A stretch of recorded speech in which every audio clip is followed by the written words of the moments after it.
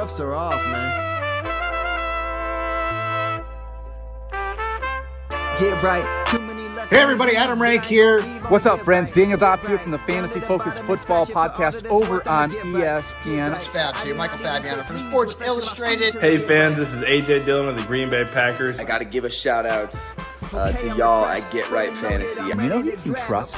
If you've got some questions about your fantasy squad, If you are not subscribed, what are you waiting for? You want to lose your league? If you want to check out a cool show on YouTube that'll help you get ready for the fantasy football season, check out the Get Right Fantasy Network. check out the Get Right Fantasy Network. You got to get right with the Get Right Fantasy Network. Best of luck with your podcast. Appreciate the support. Get you right. Enjoy the show. And I'm getting down cause I want my sleeves up. And I'm getting right cause I want my sleeves up. And I'm getting down cause I want my sleeves up. And I'm getting right cause I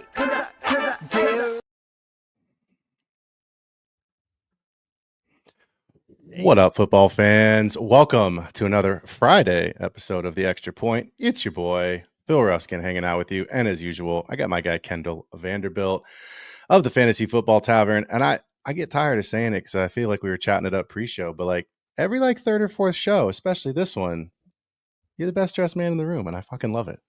Hey, I respect our audience. I respect this game. Last time I checked today, we're talking about doing a little business. I'm trading straight. So I thought we'd bring the old robes out of the closet. Good. I love it, dude. And I'll be honest, I'm plugging. I know it's an NFL show, but I got my Gator hat on. Shout out to the Gator boys. Hey. National champions on Monday night in basketball. First time since 2007. So Good for them, man. Good for them, man. It was stressful, to say the least, watching that game, but go Gators. Let's talk football, dude. I just want to get right into it. I don't even want to waste time with anything else. Y'all know what it is. We got the trade show tonight. So Kendall and I are going to be talking about 1 to 2 players at every position, trade for, trade away. We will do our very best to talk it out live with some comps. We will do our very best to give y'all some ideas of in your leagues, 12-team, 10-team, single quarterback, super flex, whatever it is that you're playing in. Obviously, drop your comments and your questions in the chat if we get stuff in there, and I know we will once this show starts to heat up. We'll answer those live. So we'll make sure we get everything that you guys want to know. But we've got some players that we want to talk through ourselves. And Kendall, let's start at the quarterback position. It's spicy right off the bat. I'm going to kick it to you and let you go first because it's good, man. I like this name.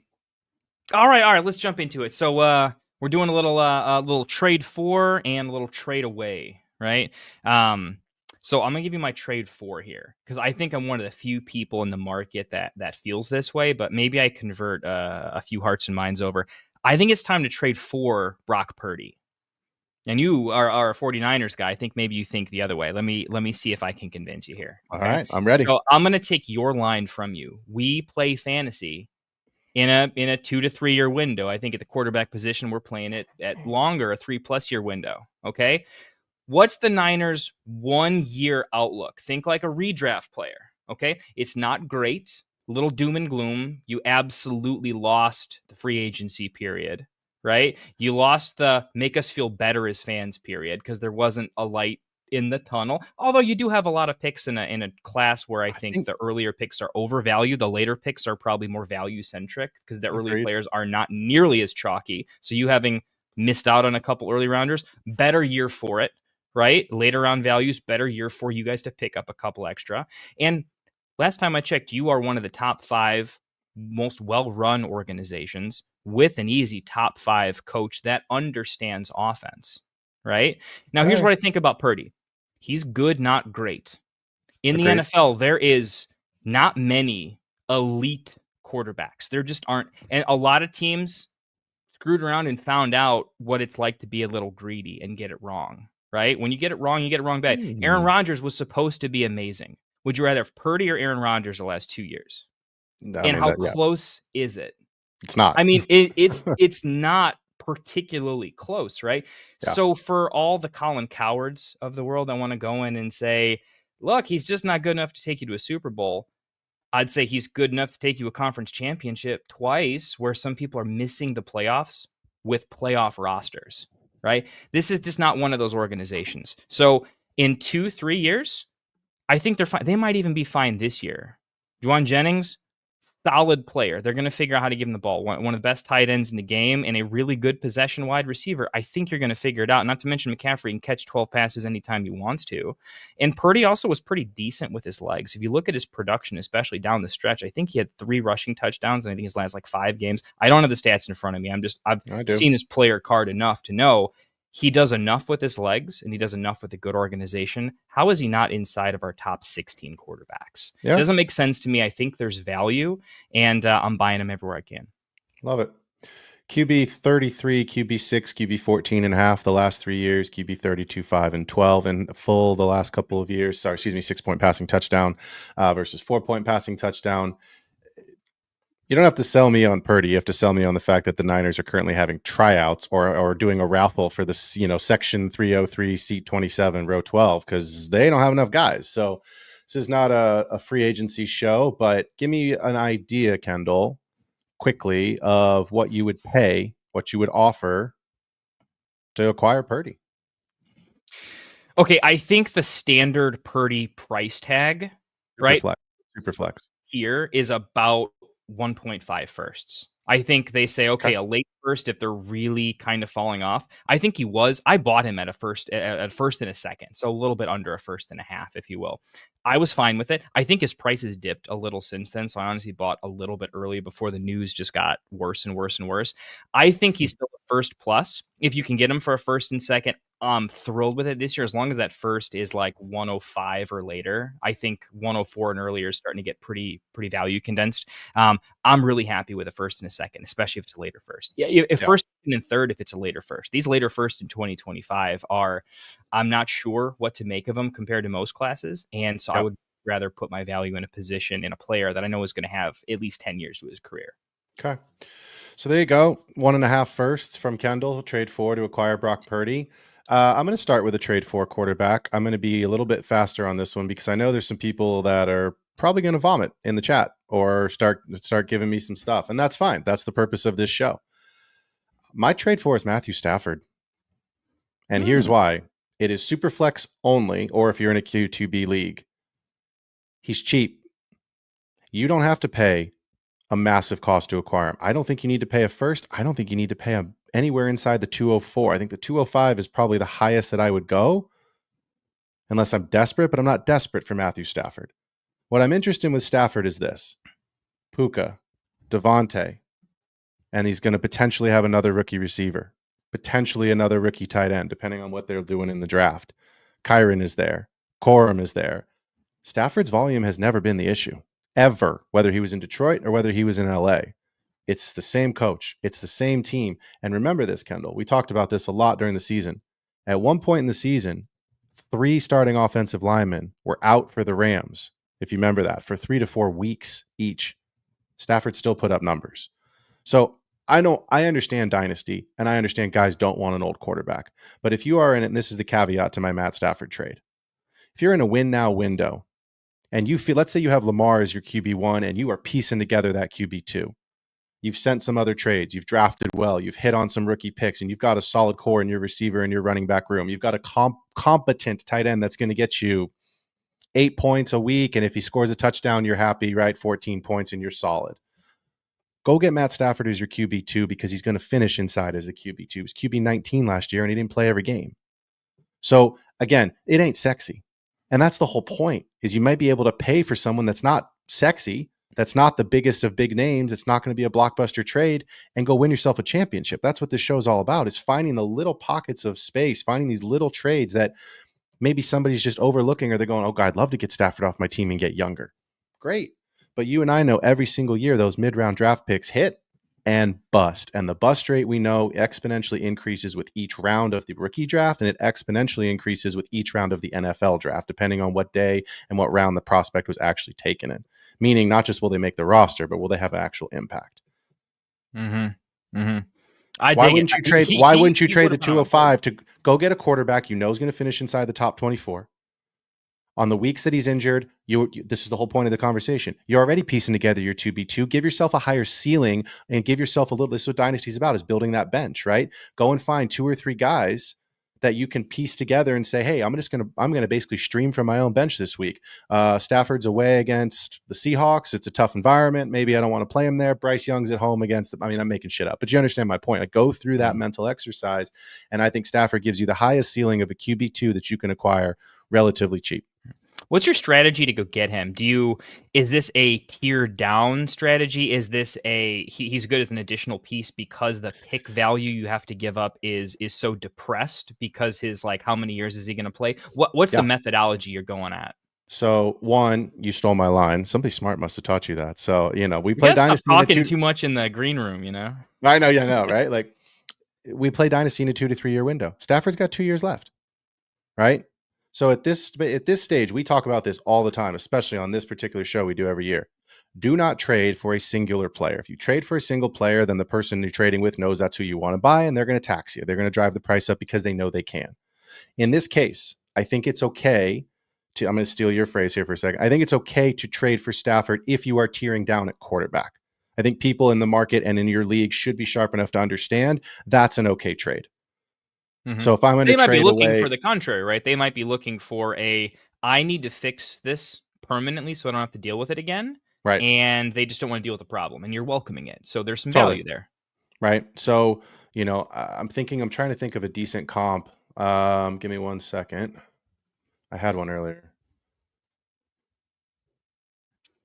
Say I got KTC pulled up, my least favorite trade calculator of all time that everyone throws in my face. But if it's where the community is, I'm leaning into, like, all right, where's KTC low on somebody, because then you can use that as your as your comp. There's just, there's the problem is like there's guys like Cousins. I would trade for Cousins in kind of a like for like swap, but he doesn't have a job right now. You know what I mean? Like, are you really going to give up CJ Stroud plus a high pick to go get Stafford? I wouldn't make that trade.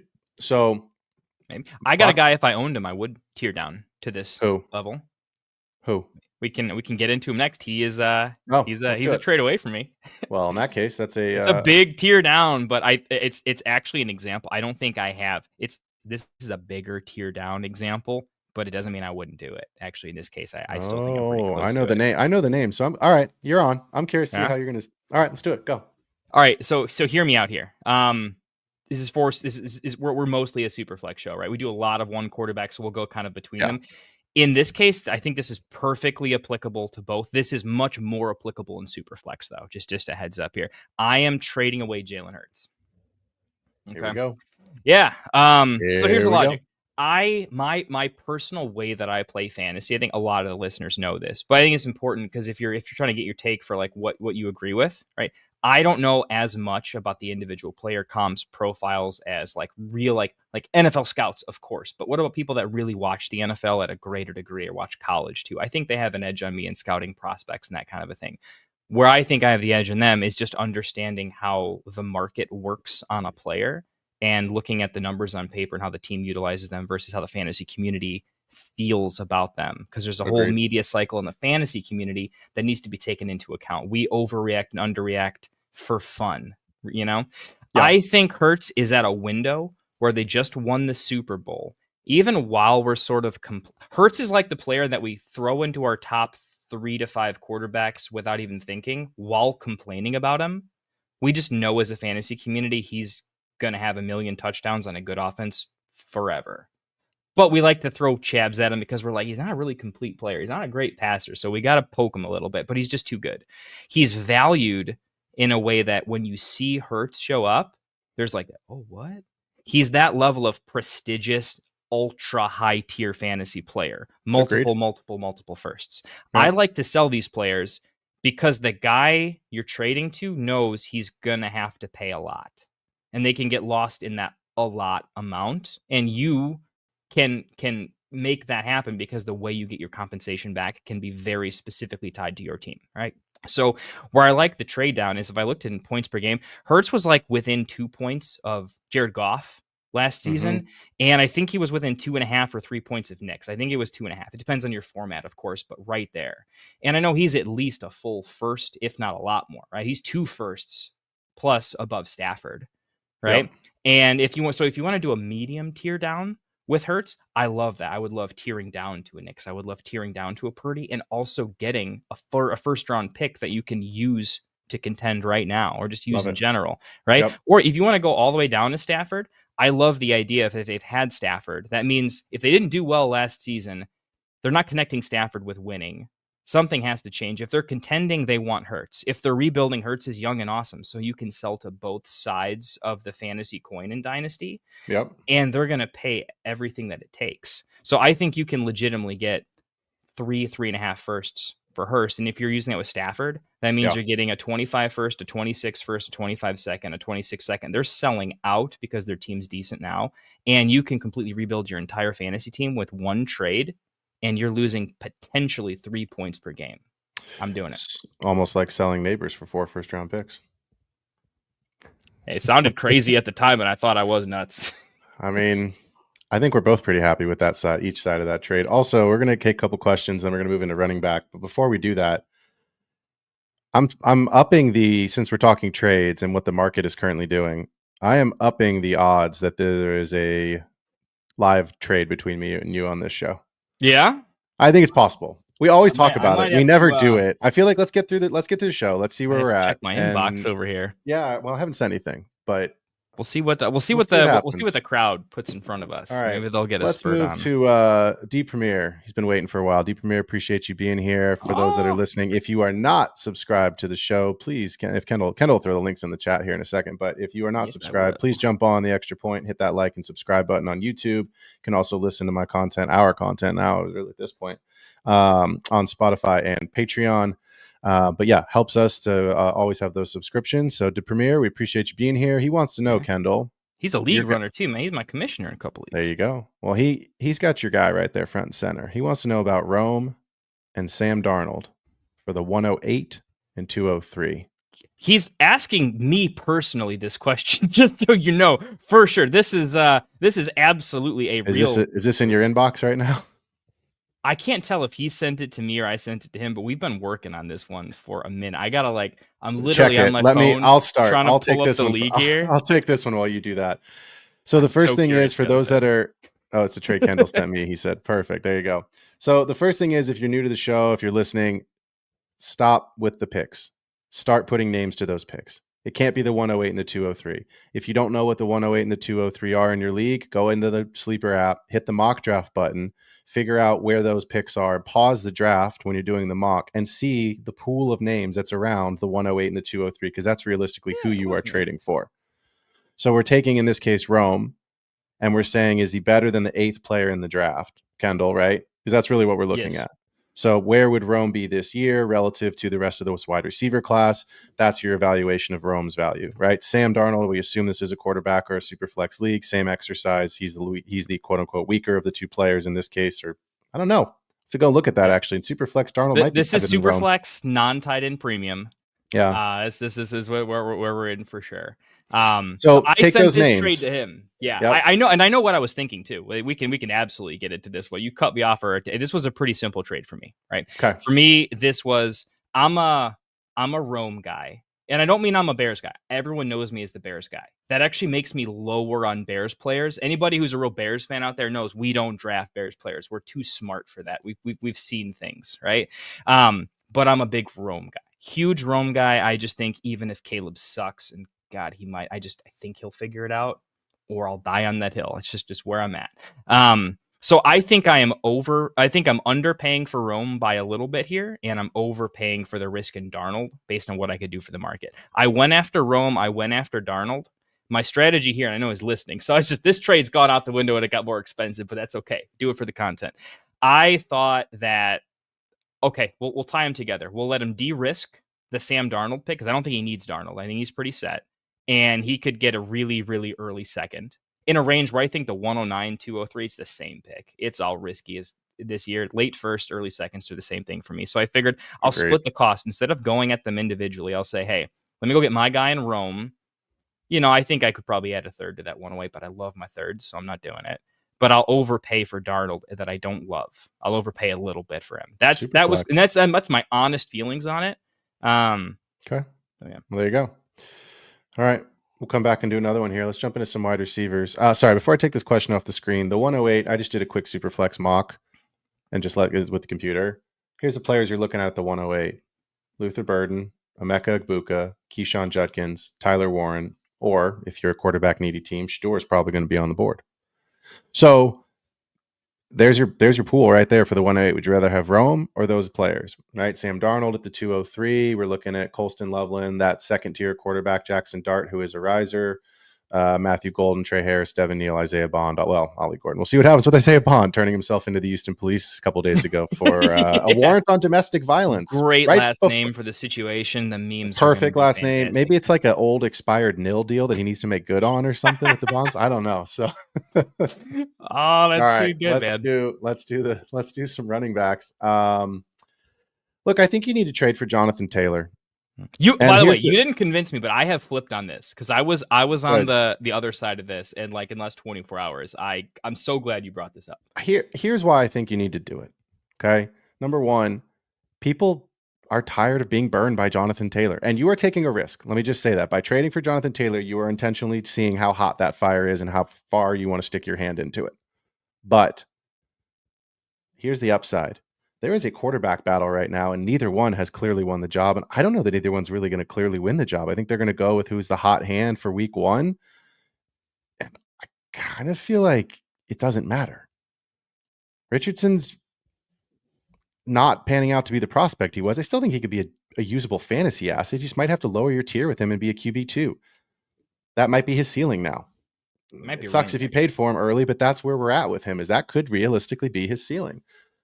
Daniel Jones, I don't even want to talk about because it's that scene from Dodgeball where I almost just threw up in my mouth a little bit, right? Like, I don't want to talk about Daniel Jones. My point being is Daniel Jones could be the starter week one. And the identity of this football team, I know it was a different coaching staff. I know it was a couple years ago, but Jonathan Taylor's been the RB1, the overall RB1. He has fallen off. I think you can get him at a cheaper price than you would have to pay. You're not paying for the Jonathan Taylor RB1 overall season. I don't think that's in his range of outcomes. But I do think if you need a player who has relatively no competition at his own position. Sure, we know the rushing touchdowns could go to both quarterbacks because Jones does run as well as Richardson, but you've already built that into the cost. There's no true alpha receiver there, Kendall. You tried to offer me Pittman for like 3 seconds the other day, and I almost texted you like, really? You are so good at this. No. It's like I didn't ask you for a first. I wasn't rude. I know, but Pittman's not there anymore. That's my point. I think Jonathan Taylor is going to have a huge role in this team this season. I think he's going to have a big identity. He's under contract. You don't have a quarterback that's going to monopolize, quote unquote, tush push like you would do in Jalen Hurts. And Saquon was just the overall RB1, even with the tush push. So it can be done. So I think he's a good player to go and pick up. At the end of the day, they're probably, everything I see is that they're mocking a tight end. That's where they think Tyler Warren or Colston Loveland could go. As much of the mocks as I've seen is they're going to draft a tight end, which could be beneficial for Taylor. Yes, tight end, less pass catching, but now you've got a bigger body on the line to block and open up holes who's also a passing threat. That opens up lanes for running backs. If you have one more player pass catcher to defend, that helps the backfield, especially with a mobile quarterback. So I think you can go Jonathan Taylor for a late first. And again, do the exercise. If you have a late first and you're within that 9 to 12 region, go and see what running backs are on the board. Who'd you rather have, a shot on the rookie or JT? You make the call. But there's my argument for trading for Jonathan Taylor is you got a guy who can get into the top 5, who's going to probably finish in as an RB1, probably at a late first price. Yeah, I'll just add where I was wrong with JT was I thought the community. I was wrong in the community. Where I was right was I love Jonathan Taylor.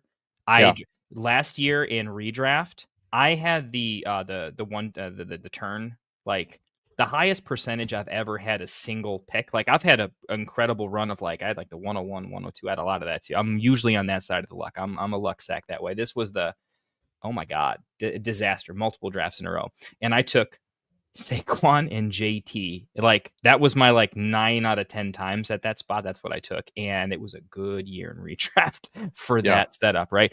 I thought the community would be much higher on JT for the above reasons that you mentioned, right? Like they have nothing. He's the identity of the team. He's going to get 30 carries a game and he's actually backing it up in a day and age where like Brees is what happened? Someone like JT is the guy that like, he wasn't supposed to work, and you look back and you're like, if Saquon wasn't doing his thing last year, what would we look at JT as? Just erase Saquon from existence. It's because Saquon was doing his things that JT wasn't getting the like, oh my God, the team's not good, but he is. Yeah.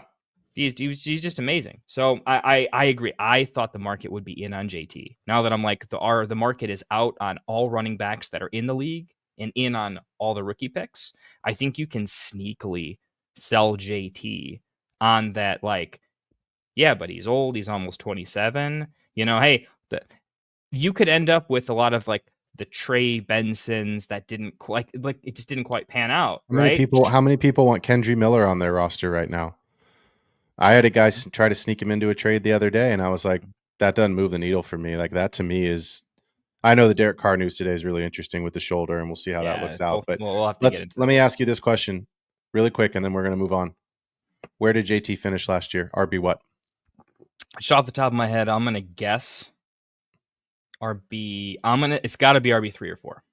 I'm going to say 4. It was RB12. JT, RB12. in points per game? Games. No, end of the season.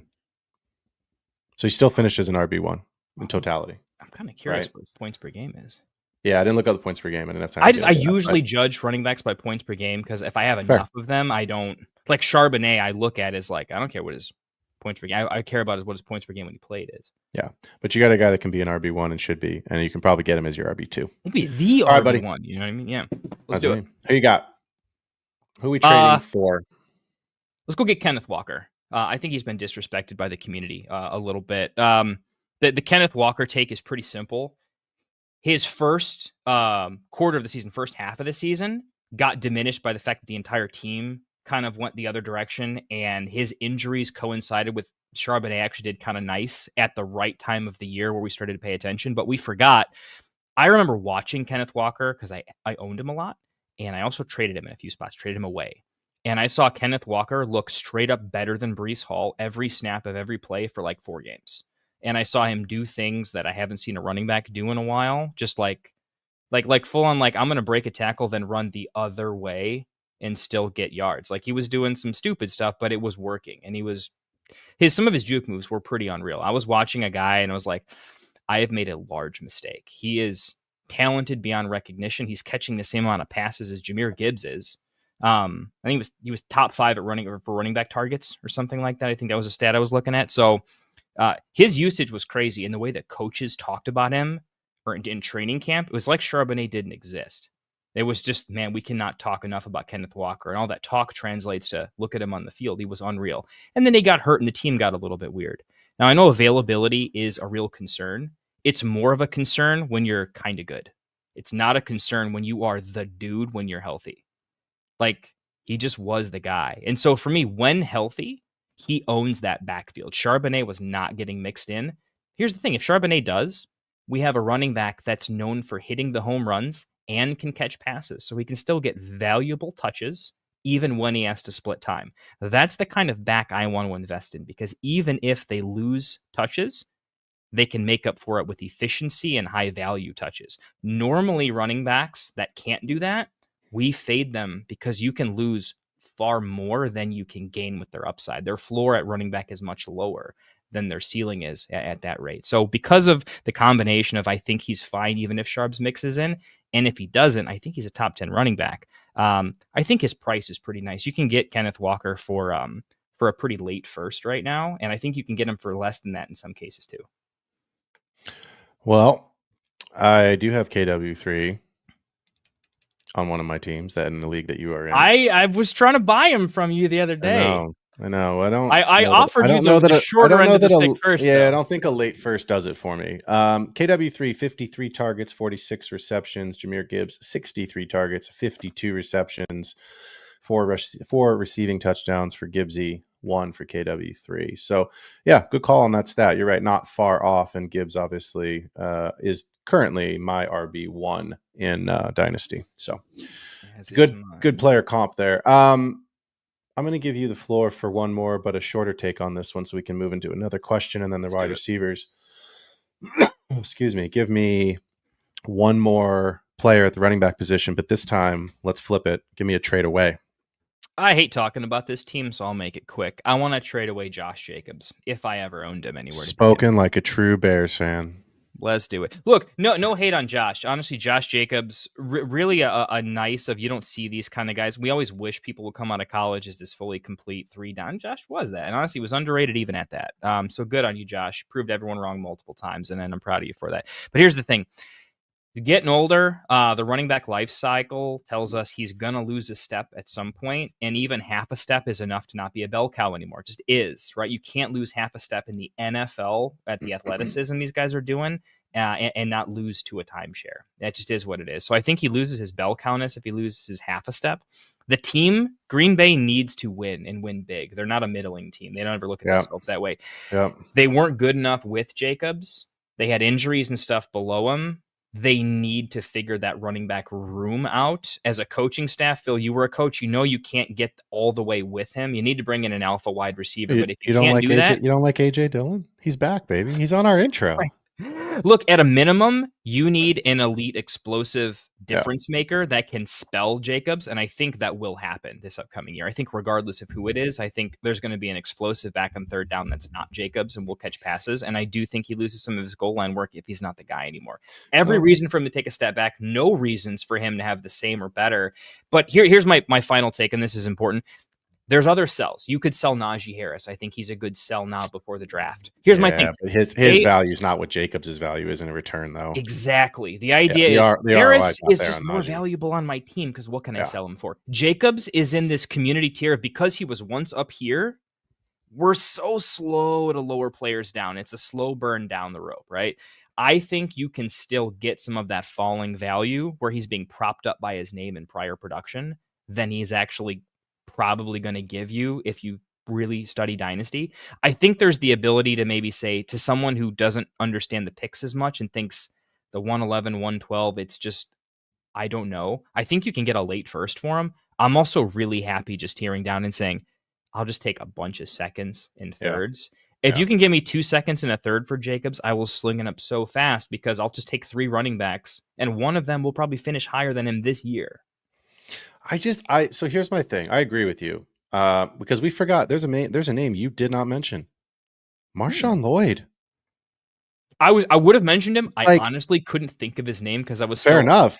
But he was literally RB3 in this class last year on the draft board. He sat out most of the year with injuries. He was on IR, but this was a prospect that we all really liked and we were excited about.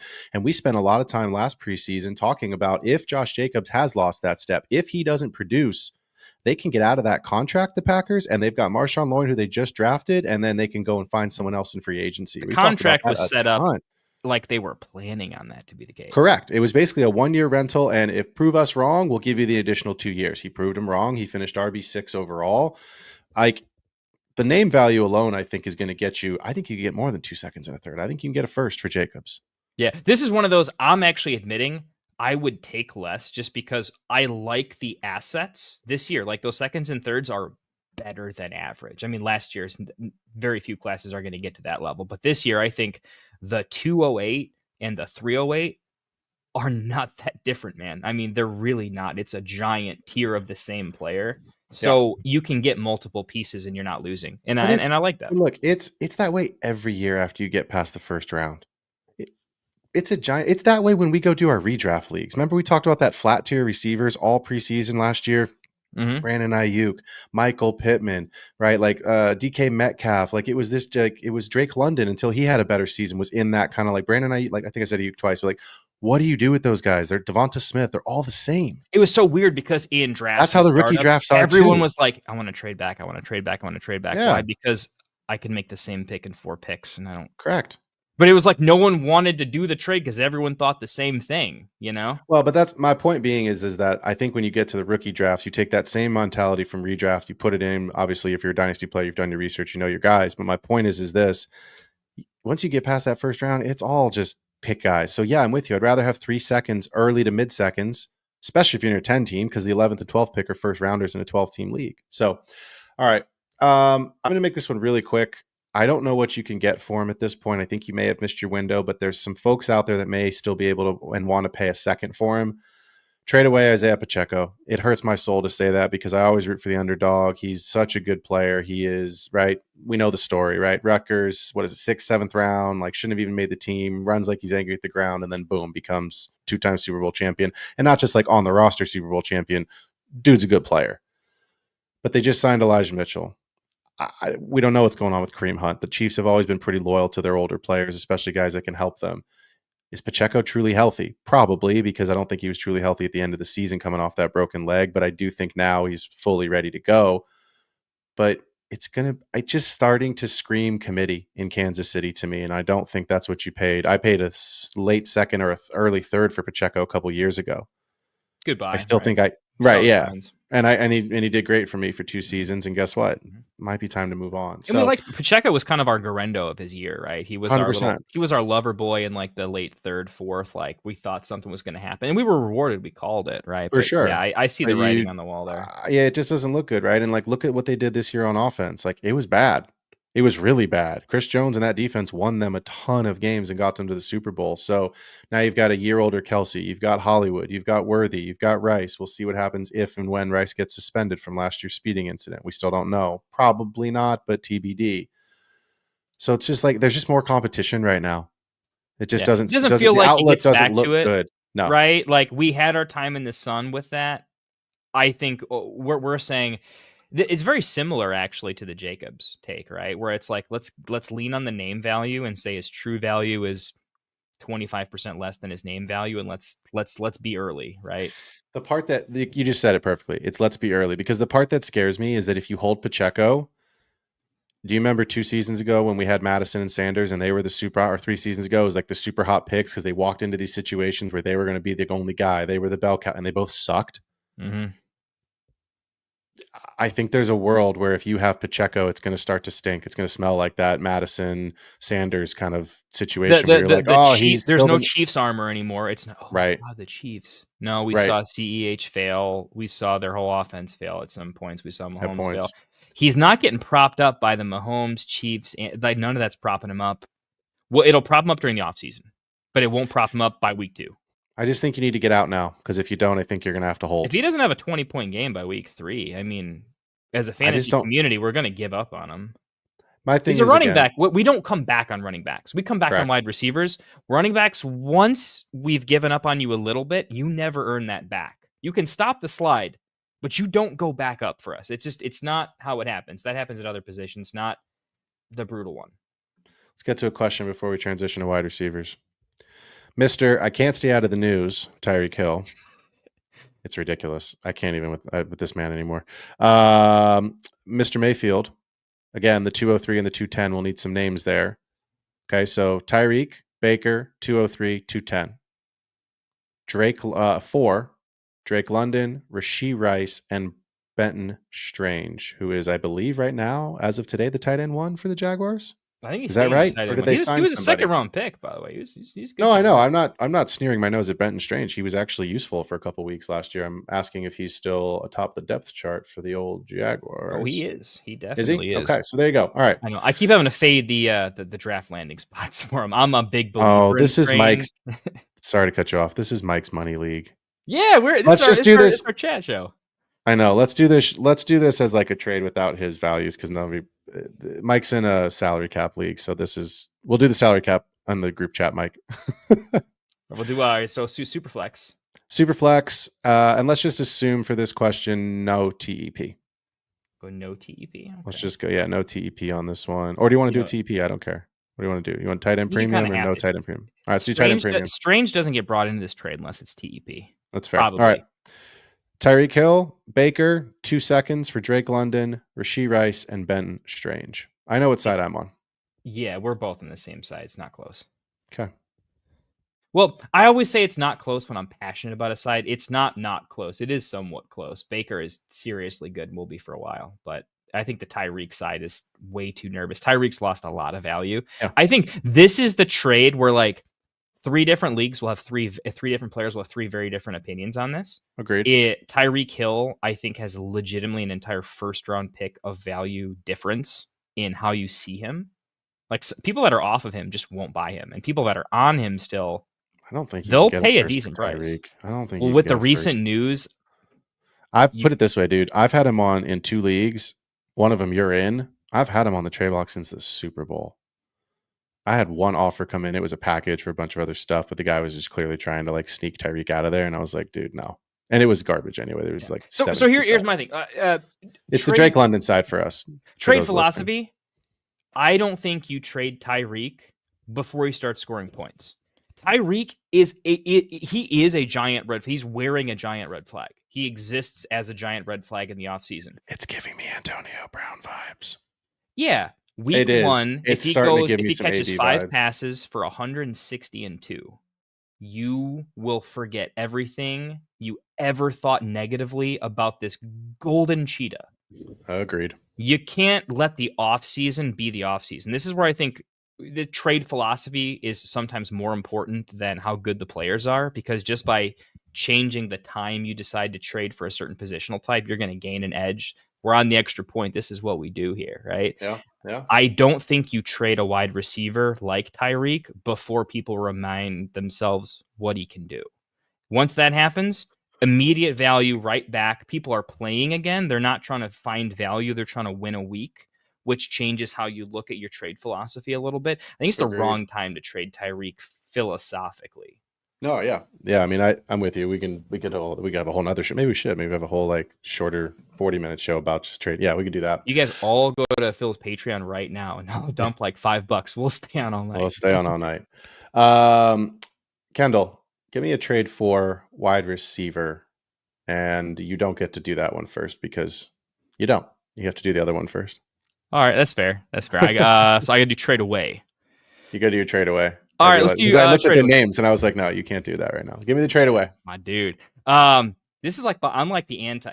By the way, this guy I'm about to mention, I could not be the bigger like truther of him when no one else was. The second he became a thing, I like flipped immediately. So don't ask me how that happened. But Nico Collins, I'm done with you, buddy. I liked him. I had him on a lot of teams early, and then he got really good, and I traded him a little bit too early. But here's my thing with Nico Collins. I just see more outcomes by the middle of this season where he loses value than when he gains value. He's sneakily a little bit older. He's 26, which is fine for a wide receiver. But I do think a wide receiver that's just never been super healthy. Nico Collins is the wide receiver we're talking about. I'm not sure if that's in chat here. But with Nico, he is starting to become injury prone. Let's just call it. He's not really finished a season that way. I mean, he's been injured almost as much as Tank Dell has. He loses. His O-line gets worse. I think they actually brought in some reasonable competition. I think the competition that's brought in is actually kind of more talented in the NFL than Tank Dell. And I think Nico has benefited from a rookie gunslinger that just kind of let it rip with a decent defense to like when he came down to earth, Nico didn't come back down to earth, but the offense really did. And I think that much like some of the other guys we've talked about, he's not propped up. The Houston Texans are not a great organization. Let me put it this way. We all fanboyed on them because CJ Stroud and they're kind of this team that sucks and they're good all of a sudden. We love that stuff. Then they weren't good. And no, CJ wasn't good. CJ was bad. Yeah. And Nico got injured. He was the poster boy for our do not draft list last year. And people were like slaughtering us. They're like, oh, CJ Stroud. And we're like, dude, we're not saying don't draft CJ Stroud. We're saying don't draft him at his price. Because he burned you last year. Look, I know we all have our losses in that column. But I got to say, that list was money. By the way, that list was fire, dude. We said absolutely have 0% sounds shares. terrible to self-promote on your own show, but we had Monty. We had Monty. We had CJ Stroud. Chase Brown league winner. Yes, actually. All right. But anyways, Nico is not bad. My general point is, look, you guys think that way about most of the offense, not just Nico. Nico's the one guy you're removing from the rest of, hey, this is starting to look kind of like the Jets. What is happening? Keep in mind, the Houston Texans are a tire fire. They're not a good organization. They have a good head coach. That's true. Who else runs the Texans? Nobody that you think is good. I think they're going to go down in flames eventually because they don't have good management. Give it time. Good management will tank a good company. I'm going to do mine bang bang here so we can get in because I know I want to leave some time for you. And we still have to talk about some tight ends. We're going to have to go 30-second lightning rounds. Yeah, we got to move here It's a little tight bit. ends. That's too much than they deserve. I think you have to listen to this for just a second before you say that he's too expensive. Okay. The exercise that I'm going through right now is every single time I go through a high value player, especially someone that's on a rookie contract, I'm now asking myself, where would they rank amongst this class? That's just an added question that I've started to put in, right? So obviously, like, I'm putting names to player picks. So we got Mike in the chat asking what receiver would you trade for the 108? 108 is probably Luther Burden, Emeka Egbuka, somewhere in that range, depending on your league format. If it's single quarterback, those guys are probably off the board, right? But those are the kind of players that we're looking at. I'm rising a lot on Matthew Golden, as is the NFL. So Jalen Royals is moving from probably a third rounder to a second round valuation in my book right now, right? We had Jalen Knoll, baby. Yeah. So the idea for me with this is, if you've got some low picks, would you rather have let's say it's Genty's the 101.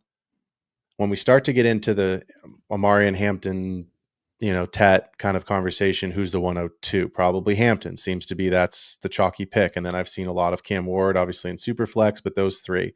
So if I'm at the 104 and Tet's on the board, or you have a conviction about Egbuka, you have a conviction about Luther Burden III, could you package your 103 and a future first and go get Marvin Harrison? That's the player I want to trade for. He had a shit season. He had a quarterback who was out and injured. They had James Conner as the feature guy and Trey McBride as the pass catching weapon, and that was just about all they had. Kyler missed a ton of time. He wasn't great when he was back. Marv had week 2, I think it was, the monster half for 1,000 yards, 6,000 missed Marv touchdowns. on some situations he was wide open, and that's there was a lot of opportunity that was just missed. Where I think it gets difficult to trade for Marv is the person that drafted him last year, probably at the 101, 102, most likely the 101. They're buried. They probably want to wait. Because they just paid the 101, and they're having the same thought process we're having. This is a good year. Second year breakout. Kyler's fully healthy. Trey McBride just got paid. They brought in some guys along the offense. James Conner's a year older. Trey Benson didn't show much. Pepper Marv. So I think you're going to have to pay for it. But here's my argument of why you should trade for. If I have the 102, would I rather have Hampton or would I rather have my pick of receiver in that space? I'm just assuming Genty's the 101, as he should be. So then I'd rather have Marv. How do I go and get Marv? Because I believe the longevity of Marv's career arc will be higher than any receiver in this class currently. Of course, I could be wrong. The next Justin Jefferson, the next Jamar Chase could be sitting there, and we just don't know it. We didn't know those guys were going to do what they were going to do. We knew they were going to be good. We didn't know they were going to dominate. Marv was supposed to be in that next category, and he didn't. I don't think these receivers, while I think they're going to be good, I think they're going to be fantasy relevant, I think they're going to be starters in your roster, especially the top tier guys, I don't think they're going to reach the potential that Marv will. So go pay that early first and throw something extra on top of it, overpay if you need to. But I think Marv is the best prospect that you can go buy rather than using your 102 on a player in this particular draft class. I think you nailed it. The 102, I think, does it. Because the 103... It at least starts the conversation. Like a reasonable, like, how close am I? Yeah, and if you approach the conversation the right way, which is a message, not an offer. Come on, guys, you're talking about flipping Marvin Harrison. Put yourself in their shoes. They took him with the 101, got buried, lost their league. Like, have a little empathy. When you approach someone at this scale of trade, go about it the right way. Buy him a beer first, okay? I'm being sarcastic there, but if it's a local league, I'm being serious. But send a message, right? I got a crazy idea. I don't even know if I'm into it, right? Just I have the 104 in a league, and that's the lowest pick I have. I offered the 104 and the 204 as a starting offer because I know the 104 is not enough. I don't think those two picks are. I don't think even those two picks are enough. My thing is, as soon as you get to the 104, you've lost the prestige of correct pick, which means you're going to have to add 20 second rounds to it, and it still won't matter. So you're just going to lose. Like, I think it has to be a prestigious pick because once you get to top 3 is a thing, right? 103 seems different than 104 psychologically, and this year the 102 has like an aura about it. 102 is trendy. 102 is Portland. The 102 is the first pick of the draft. Yeah, it's Austin because Genty's going to be Genty's going to be off the board, and then it's like, okay, who do you want? Do you want to go with Hampton? Like, it's what's your conviction? Do you believe that there's a running back in this class that helps your team? Do you believe that Tet or one of these receivers helps your team? Or do you believe that Marv does? That's the question. So I think there's a lot of sharps out there that are like, Genty on the Raiders is good. Genty on the Bears could be insane. Well, you got Hampton the right coach on the for it. Broncos is actually kind of dirty. We'll see. Like, I'm gonna talk about the Broncos. I think that gets it done though, and I love it. Here's the big thing I'll say on that is you can't do it for Tet. Okay, Tet's just a worse prospect than Marv. Everybody knows it. He's later. You're rubbing it in their face that they have to down tier to Tet because of their failed 101. Don't do that to them. But if you give them the, hey, 102 Hampton. Hampton might be better than Genty. I don't know, but it's out there. Sure. That gives them this like thing. It could be Bijan. Who knows, right? It gives them a thing they can have hope in, and I think you can get it done. Or Hampton and Genty are the next Bijan and Gibbs that came from the same draft class. You know what I mean? It's like maybe they really are those guys. You just don't know. So very, very the different. 102 I don't think you're trade raping anybody though. It. This is just stylistically because I think there's some risk too, like in doing that, right? But Sure. I think it's good risk. All right, I'm giving you 3 minutes because if I don't, we will be here all night, and I'm letting you have these 3 minutes to talk about. Oh boy, a receiver. I'm not gonna need the 3 minutes. I'd take the slings and arrows. I'm gonna do a tight one, and then you throw me some slings and arrows. All right. Okay. I'm holding you to that. Oh, go. Depremier, stop listening. Okay, go buy Rome Odunze. Go buy him right now. Oh my goodness. Okay, so here's the thing.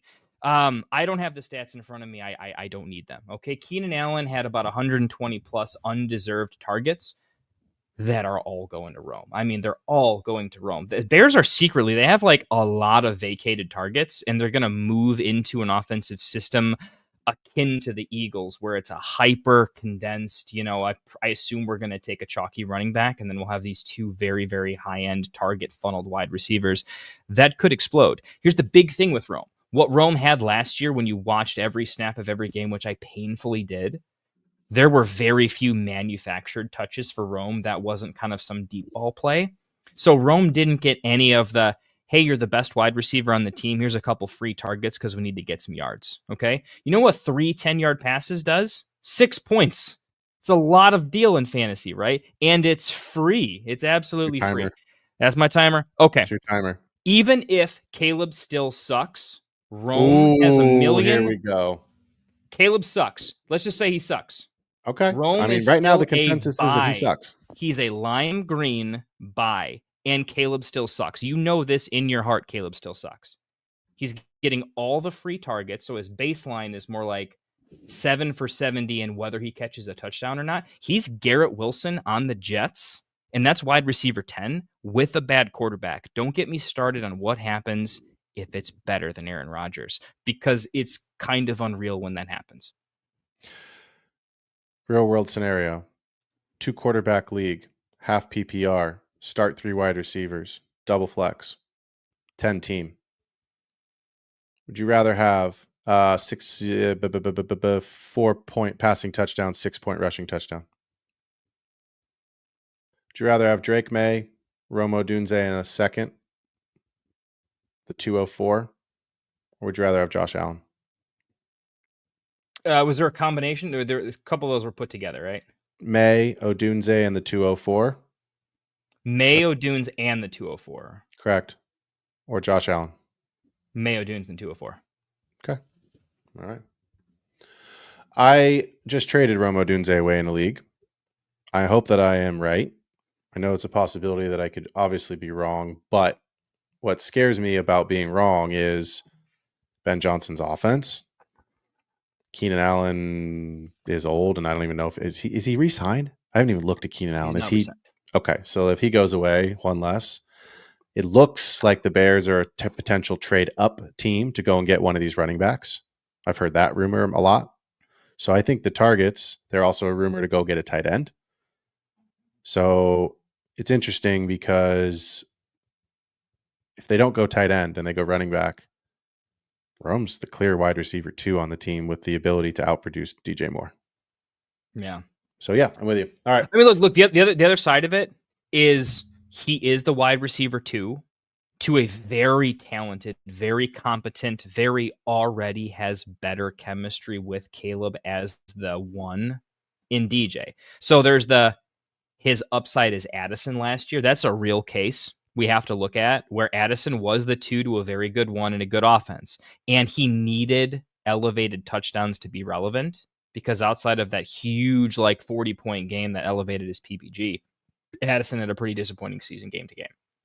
Rome could have that if he becomes what he was last year, but better, which is a red zone guy, but he needs to fill in. I'm high on the fill in the rest of the shit, right?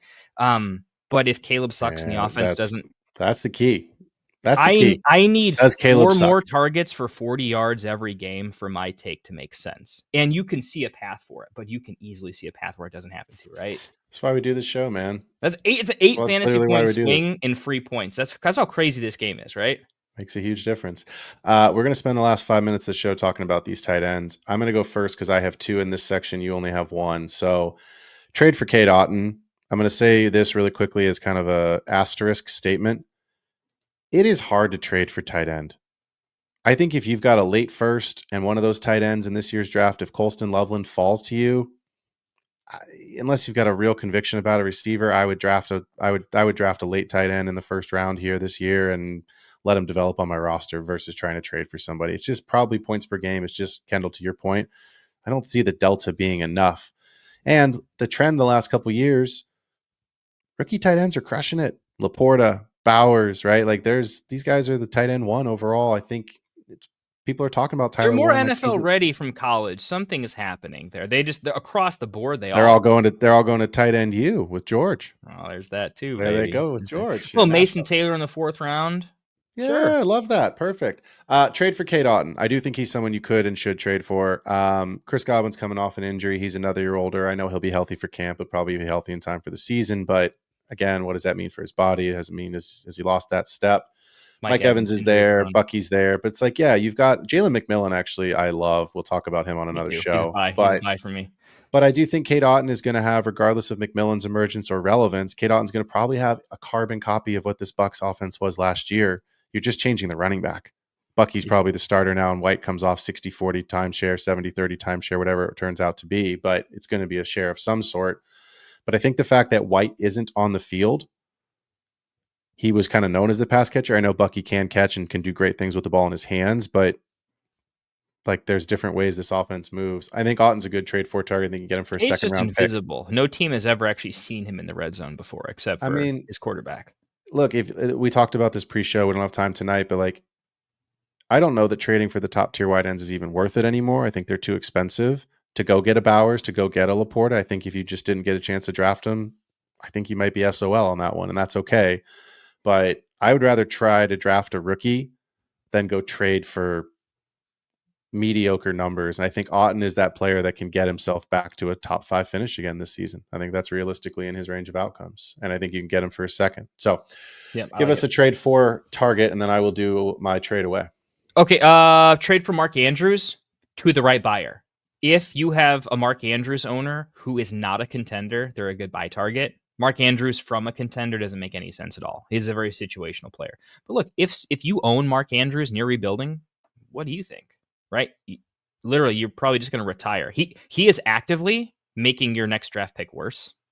Right? You're not winning the league, so why is he on your team? So you want to get rid of him, right? People that want to get rid of him really want to get rid of him and just want to move on. So the right buyer would let him go for a price that's probably pretty good for your team. There's a tier of tight end where you'll never start them, but they cost a third, but you'll never start them. There's a tier of tight end where it's going to cost you a low end second, and you'll hate starting them, but you'll still start them. That's just how players cost, right? Is what it is. It's a little bit weird. Tight end's undervalued, but no one's going to let them go for free because they can stay on your bench just in case. Because of that, there are some bad tight ends that cost a late second. There are some good tight ends that cost you a better second. Mark Andrews is in that he just fell out of the first round. I think he fell out of a first round pick contention. No one can ask for it anymore because you can look back at him and be like, really? And they know that he's not in that range anymore. I think a second plus a third, just a regular second, might do it for him. But the fact is, he's out of second. It's draft to draft, and it depends on who's there straight up. But let's say I'm doing it right now, today, right? Mm-hmm. format matters here, right? Because TEP changes things. I think you have to go for him in non-TEP. In TEP, I think everyone's still going to want a first for him, and they're going to die on that roster. It is what it is. But I would take a mid. I'm not going 204 because 204 just feels like I'm overpaying. I'm not doing it. I'd give you a 205 for Andrews in non-TEP. In Superflex, I'm going 207 though. Superflex, I like my earlier second rounders. I'm going the definition of mid-second. I'll go like 206 for Andrews and Superflex. In one quarterback, I'll bump it up a little bit, 204. I have Andrews in the Super Bowl. Oh shit. We may have to. I don't want to extend the show. I don't want to extend the show. We don't have time on the stream, but I have Bowers in the Super Bowl though. Oh, you have Bowers in the Super Bowl? I'm doing all right there. Oh yeah, you're good. Maybe we figure something out. I mean, do you agree, or what do you think? I'd be interested in talking about an Andrews for Njoku situation. All right, we talk about it. I'd be interested. The simple take on Andrews is he's down to the 4 or 5 for 50 thing, but he actually averaged 0.9 touchdowns in the second half of the season per game. Yeah, he's a touchdown dependent tight end that still scores touchdowns. He's all right. Well, this is the perfect transition because Lucas in the comments actually he has to say is love the show, guys. Lucas, we appreciate you. Value on Ingram after moving to the Broncos. Ironically, it's like he has access to our show doc. He doesn't. But Lucas, I have the exact same argument for why Evan Ingram can be a trade for and a trade away target. And I know I have not picked a side, but I want to lay this out because I think he is so interesting of a prospect this last contract of his career, possibly the last 2 years of his career. Evan Ingram is 30. Let's just put that out there. I think right away, everyone's going to want to get younger. So yes, that is a great idea if you want to go buy someone that truly Sean Payton believes is going to play this Joker role. And he tried it with Dulcich and it didn't work. And he tried it with what's-his-face from the Saints that it didn't work. And it just doesn't seem to be able to. So I don't think it's the system. I think it's the player. Ingram could play this role. What's going on with Courtland Sutton's contract? Do you know off the top of your head really quickly? Has he signed or is he still in limbo? I think he's still in limbo. I've been following him, my argument, and I'm pretty again, sure he's still in limbo. You don't have an alpha wide receiver one. You don't have a Justin Jefferson. You don't have a Jamar Chase. You have a good Courtland Sutton was a good player. Javonte led him in catches, I'm pretty sure. But Courtland Sutton won people championships. He had a big last quarter of the season, and he actually had some 100. Like he did okay, right? My point is that he's not that guy though. He's competent. He's good. He's not an alpha. They don't have a tight end. I don't know if they're going to draft one. There's talk about them drafting one, but they need other pieces. Right, you already said it earlier. Does Hampton wind up in Denver? I've seen that mocked a ton in the first round. It's as of right now, unless they draft a guy they believe in, it's a running back by committee. Who's the running back one there? There's just a couple of guys in the backfield. I think they're going to be drafting at least one running back. The question is how high. So here's my thing on Ingram. It depends on where your stance is. If you are in a title-winning window, if you are thinking to yourself, I need a tight end cheaply and save my first-round picks to go and get younger at other positions or to get a higher ceiling player in a trade for a veteran, go get Evan Ingram because you're going to get a guy that in this role could be what he was 2 years ago for the Jaguars. Could be. That's his ceiling. He could be a top 5 tight end. The floor is always the floor for tight ends. Anyone can get injured on any play, but if you're not we've talked about this ad nauseum. If you're not in the top 5 tight ends, you're a handful of points away from 6 and 15. That's the gap. That's hard, my friends. Yeah, that's the difference in points per game. That's the difference in overall finish, right? It's like it doesn't matter. They're all garbage. So I think the other piece is also true. If you find someone that's looking, you're the Ingram owner and you're looking to sell, I would love to get younger and go get a second, straight up, middle of the second round, because I could go a lot of different ways there. I could take a tight end to replace him if I feel, like there's a good value on the board. I could get a higher ceiling running back, get a higher ceiling receiver. If it's a single quarterback, it's very possible Jackson Dart is in. Maybe you've got Josh Allen. You want to get a young quarterback rookie to back him up because you're not going to be playing him, right? Go get a Jackson Dart in the middle of the early to middle second round in a single quarterback format. Can't package very possible. For a tier up unless you got assets to package them. I got Jaden Daniels at the 203 last year, and I could have got him at the 206 because I had the 2-3 and the 6, and the two guys had so many quarterbacks at the 4-5 that didn't take him. That's just filthy. It was highway robbery. So sorry, not about Jaden Daniels, but my point is with this is go find what you believe to be true about Evan Ingram. And if you are the current owner see if you can't test the market and sell. If you are trying to acquire, I think you can get someone who's got a potential for a high ceiling, super, super cheap, and just see what you get. So I know didn't help people decide, but like, again, I think the picture I'm trying to paint I hope is, it did. If this there's doesn't value help, on either side. It just depends whether he's in is- your roster or whether he's not. Yeah. That's the difference. Do you really want to go trade for him? If you're saying I don't want a 30-year-old tight end, then don't worry about it. Some players are just worth more on someone's roster than they are in the flexible realm of what this pick could be. Most of the time, we advocate for, if you do your homework, the pick can always double in value. It can do very, very well for itself if you know what you're doing. And when players like cars, they depreciate, is what it is. It just happens. Picks appreciate, they depreciate. In this case, like, he's worth everything to a contender and 0 to a non-contender. And so, it is this. He is a buy and a sell. He's definitely a player of interest. I'm glad someone asked that question, though, because I think it was good. It was perfect. We're not on one side of it. We're on the side of make good trades, and he's a player of interest. Make good trades. Yeah. Cool. Good show, man. Always love seeing you. I hate being the second best looking man and second best dressed man in the room, but sometimes you just got to give props where props. You know how hard I have to try to compete with your looks, though? Like, You're done. This fair. is not that show. I look like Casper the Friendly Ghost. People can actually see the jersey through my face behind me. That's the challenge. I think it's Indiana, brother. You got to come to California and get some sun. You got to get man. outside when it's not like 12 degrees, man. We had 74 degrees here today. I went and sat on, like, probably got a little too red in my face. I got a little suntan going on. I feel today. terrible for you. I know. My life is horrible. So horrible. On We the plus side, appreciate I y'all don't have to being here. discipline my kids. I just send them outside and then nature takes care of it for me, you know? Woof, woof, woof, woof. Once again, appreciate everyone being here. If you are not subscribed, links are in the chat. Jump on over to the Extra Point on YouTube. Give us that like and subscribe. We love it. Get over to the Fantasy Football Tavern. Support my guy, Kendall. And then, of course, the main show, Get Right Fantasy Network, coming to you every single Friday during the season as we break down all of the games on the main slate, Sunday night, Thursday night, and Monday Night Football. Kendall and I will be there with Classic Mike to tell you everything you need to know to get your lineups right and win some championships. That's what this show is all about. Kendall, anything for the people before we say good night? Hit us up on X. I've been lazy for a while this offseason of just dealing with life, which I'm still inexperienced with, trying to make that work. The thing I wanted this year is me and Phil were trying to get everybody up and going. With your questions, we love doing dynasty trade advice and trade theory and just dynasty in general. If you have and we like to contemplate it. We go pretty deep in thought. It's not always the clickable since we're not exactly A tier making all the money. If you have questions, hit us up on X. Let us know. We'd love to start a dynamic conversation. Just what are you thinking of? We'll respond. We're pretty receptive to that kind of thing, and we'll get all the other members of Get Right giving you some feedback and thoughts on that. So let us know what you're thinking about with your trade questions, even if it's a nuanced one, like, hey, just a general buy low, sell high sort of theory question. Love to hear those thoughts. And we haven't really been as active on X or the other platforms. We've really been on Sleeper. So hit us up, let us know your questions, and we can do little side episodes around those questions and get back to you guys. Love that. Yep. Great shout out.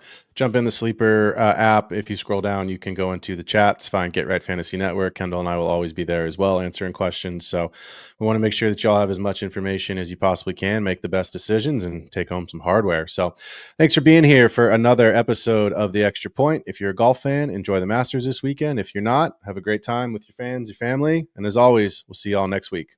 We out. Marking nothing but I tune every Friday. Strategies provided.